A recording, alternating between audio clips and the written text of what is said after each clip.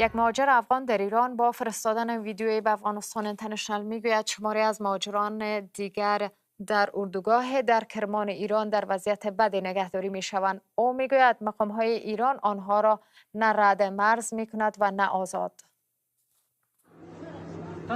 السلام علیکم تاسو دوستانو خاص بخیر د کرمان د اردوګاه دا چې د ګور په زرهاو نفر پراته دي چې نو بسته نه ډوډۍ ستله دومره سخت ظلم ایران شروع کړی دا تاسو دا ویډیو واخلئ په فیسبوک او په میسنجر کې پخش کړئ ټول دنیا بین المللي ویني چې ایران له افغانستان څومره سخت ظلم کوي. تو ګوره په زرهاو نفر پراته دي نه را دي مرز کوي نه خوشي کوي نو دومره سخت ظلم کوي از کل بیادراب تاجک پشتون.